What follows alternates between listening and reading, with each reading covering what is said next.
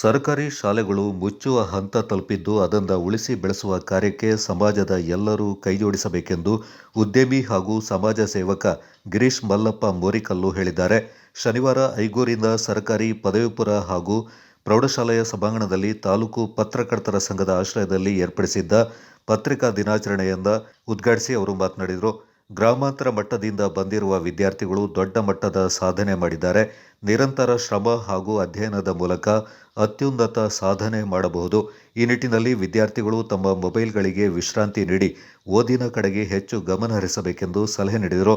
ಸೇನೆಯವರು ದೇಶವನ್ನು ಕಾಯಲು ಶ್ರಮಪಟ್ಟರೆ ಪತ್ರಕರ್ತರು ದೇಶದ ಸರ್ವಾಂಗೀಣ ಪ್ರಗತಿಗೆ ನಿರಂತರವಾಗಿ ಶ್ರಮಿಸ್ತಾ ಇದ್ದಾರೆ ಅಂತ ಈ ಸಂದರ್ಭ ಶ್ಲಾಘಿಸಿದರು.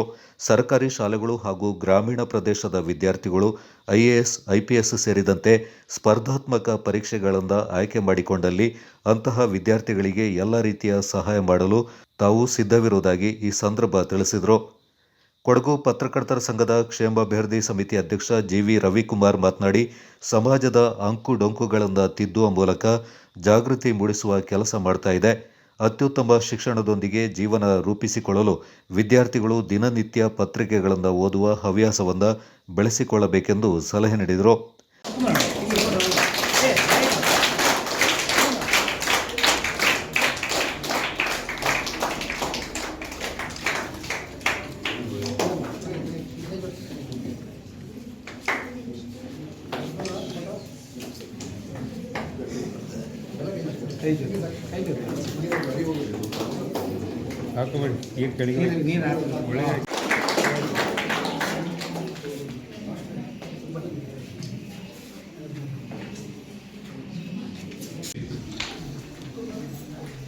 ಈ ಒಂದು ಶಿಕ್ಷಣದಲ್ಲಿ ಮಕ್ಕಳು ಯಾವ ರೀತಿಯಾದ ಒಂದು ನಿರ್ಲಕ್ಷ್ಯ ಮಾಡದೆ, ಈಗೇನು ಇಬ್ಬರು ಮಕ್ಕಳು ರಮ್ಯಾ ಮತ್ತು ನಿರೀಕ್ಷಾ, ಅವರಿಗೊಂದು ನಿಶ್ಚಿತ ಇವ್ರಿಗೇನು ಈಗ ಹಾನರ್ ಮಾಡೋದು, ಸೊ ಎಲ್ಲರ ಪರವಾಗಿ ಬರೋದ ಅಭಿನಂದನೆಗಳನ್ನು ಸಲ್ಲಿಸ್ತಾ, ನಾವು ಯಾಕೆ ಮುಂದೆ ಬರಬಾರ್ದು, ಈ ರೀತಿಯ ಒಂದು ಮುಂದಿನ ಕಾರ್ಯಕ್ರಮದಲ್ಲಿ ನಾವು ಕೂಡ ಈ ಒಂದು ಪ್ರಶಸ್ತಿಗೆ ಭಾಜನರಾಗಬಹುದು ಅಂತ ಹೇಳ್ತಾ ಮಾತನ್ನು ಮುಂದುವರಿಸ್ತಾ ಇದ್ದೀನಿ.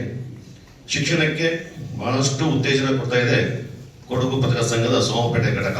ಯಾಕೆಂದ್ರೆ ನಾವು ಕಳೆದ ತಿಂಗಳು ಒಂದು ಅತ್ಯುತ್ತಮ ಒಂದು ಕಾರ್ಯಕ್ರಮ ಈಗಾಗಲೇ ಇವರು ದಿನೇಶ್ ಮೋರಿಕಲ್ ಅವರು ನಮ್ಮ ಗಿರೀಶ್ ಮಲ್ಲಪ್ಪ ಹೇಳಿದರು.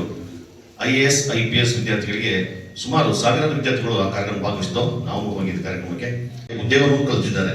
ಫಸ್ಟ್ ಸರ್ಕಲ್ ಫಸ್ಟ್ ಸರ್ಕಲ್ ಇಂದ ಬಹಳಷ್ಟು ಕೊಡಗಿನ ವಿದ್ಯಾರ್ಥಿಗಳು ಇರ್ಬೋದು, ಬೆಂಗಳೂರು ಇರ್ಬೋದು, ಬಹಳಷ್ಟು ವಿದ್ಯಾರ್ಥಿಗಳಿಗೆ ಉದ್ಯೋಗ ಅವಕಾಶವನ್ನು ಕಲಿಸಿದ್ದಾರೆ. ಅದೇ ತರ ಪ್ರತಿಯೊಬ್ಬ ಪತ್ರಕರ್ತರಿಗೂ ಜವಾಬ್ದಾರಿ ಕೂಡ ಇದೆ. ಸಮಾಜದ ಅಂಕುಡೊಂಕುಗಳನ್ನು ತಿದ್ದುವಲ್ಲಿ ಪತ್ರಿಕೆ ಪ್ರಮುಖ ಪಾತ್ರ ವಹಿಸುತ್ತದೆ. ಹಾಗಾಗಿ ಸಮಾಜದಲ್ಲಿ ಇರುವಂತಹ ಸಾಮಾಜಿಕ ಪಿಡುಗುಗಳನ್ನು ತೊಡಗಿಸಲು, ಜಾಗೃತಿ ಮೂಡಿಸಲು ಪತ್ರಿಕಾ ಒಂದು ರಂಗ ಬಹಳಷ್ಟು ಸಹಕಾರಿಯಾಗಂತ ಹೇಳ್ತಾ, ತಾವೆಲ್ಲರೂ ಪತ್ರಿಕೆ ಓದ್ತಾ ಇದ್ದೀರಾ? ಇಂಟ್ರೆಸ್ಟ್ ಇದೆಯಾ? ಮಕ್ಕಳಿಗೆ ಆಸಕ್ತಿ ಇದೆಯಾ? ಕೈ ಎತ್ತಿ. ಮಕ್ಕಳನ್ನು ಪತ್ರಿಕೆ ಓದ್ತಿದ್ದೀರಾ? ಯಾರು ಓದ್ತಿದ್ದಾರೆ? ಪ್ರತಿದಿನ ಪತ್ರಿಕೆ ಯಾರು ಓದ್ತಿದ್ದಾರೆ? ಕಾಲೇಜು ಅಭಿವೃದ್ಧಿ ಸಮಿತಿ ಉಪಾಧ್ಯಕ್ಷ SS ಯೋಗೇಶ್ ಮಾತನಾಡಿ, ಸಮಾಜದ ಪತ್ರಿಕಾ ರಂಗ 4ನೇ ಅಂಗವಾಗಿ ಗುರುತಿಸಿಕೊಂಡು ಉತ್ತಮ ಕಾರ್ಯನಿರ್ವಹಿಸ್ತಾ ಇದೆ.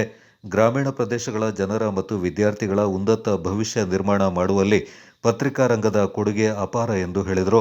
ಹಿಂದೆ ದಿನಪತ್ರಿಕೆಗಳು ಗ್ರಾಮೀಣ ಪ್ರದೇಶಕ್ಕೂ ಕೂಡ ತಲುಪ್ತಾ ಇತ್ತು. ಆದರೆ ಆ ಅನಾನುಕೂಲತೆಯಿಂದ ಇಂದು ಗ್ರಾಮೀಣ ಮಟ್ಟದ ವಿದ್ಯಾರ್ಥಿಗಳು ವಂಚಿತರಾಗ್ತಾ ಇದ್ದಾರೆ. ಹೀಗಾಗಿ ಗ್ರಾಮೀಣ ಮಟ್ಟದ ವಿದ್ಯಾರ್ಥಿಗಳಿಗೆ ದಿನನಿತ್ಯದ ವಿಚಾರಗಳನ್ನು ಅರಿಯಲು ಅನುಕೂಲ ಮಾಡಿಕೊಡಲು ಮುಂದಾಗಬೇಕೆಂದು ಮಾಧ್ಯಮದವರಿಗೆ ಸಲಹೆ ನೀಡಿದರು. ಕೊಡಗು ಪತ್ರಕರ್ತರ ಸಂಘದ ಸ್ಥಾಪಕ ಅಧ್ಯಕ್ಷ SA ಮುರಳೀಧರ್ ಪ್ರಾಸ್ತಾವಿಕವಾಗಿ ಮಾತನಾಡಿದರು. ಕೊಡಗು ಪತ್ರಕರ್ತರ ಸಂಘದ ಉಪಾಧ್ಯಕ್ಷ ತೇಲಪಂಡ ಕವನ್ ಕಾರ್ಯಪ್ಪ, ಸರ್ಕಾರಿ ಪದವಿಪೂರ್ವ ಕಾಲೇಜು ಪ್ರಾಂಶುಪಾಲ HK ಉಮೇಶ್, ಪ್ರೌಢಶಾಲೆಯ ಮುಖ್ಯೋಪಾಧ್ಯಾಯ MA ಯಶವಂತ್ ಕುಮಾರ್ ಈ ಸಂದರ್ಭ ಹಾಜರಿದ್ದರು. ಕಾರ್ಯಕ್ರಮದ ಅಂಗವಾಗಿ ಶಾಲಾ ಕಾಲೇಜಿನ ವಿದ್ಯಾರ್ಥಿಗಳಿಗೆ ಸಂವಿಧಾನ ಉಳಿವಿಗೆ ಪತ್ರಿಕೆಗಳ ಪಾತ್ರ ಪ್ರಬಂಧ ಸ್ಪರ್ಧೆಯಲ್ಲಿ 9ನೇ ತರಗತಿ ವಿದ್ಯಾರ್ಥಿನಿ ಚಿರುಶ್ರೀ ಪ್ರಥಮ ಸ್ಥಾನವನ್ನು ಪಡ್ಕೊಂಡ್ರೆ, ದ್ವಿತೀಯ PU ವಿದ್ಯಾರ್ಥಿನಿ R ಯಶಸ್ವಿ ದ್ವಿತೀಯ ಸ್ಥಾನವನ್ನು ಗಳಿಸಿದರು.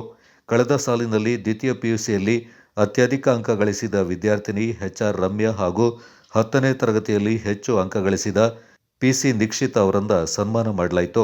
ಶಿಕ್ಷಕ ಮಂಜುನಾಥ್, ತಾಲೂಕು ಪತ್ರಕರ್ತರ ಸಂಘದ ಪ್ರಧಾನ ಕಾರ್ಯದರ್ಶಿ DP ಲೋಕೇಶ್, ಶಾಲಾ ಮಕ್ಕಳು, ದೈಹಿಕ ಶಿಕ್ಷಕ ಕೃಷ್ಣಪ್ಪ ಈ ಸಂದರ್ಭ ಪಾಲ್ಗೊಂಡಿದ್ದರು.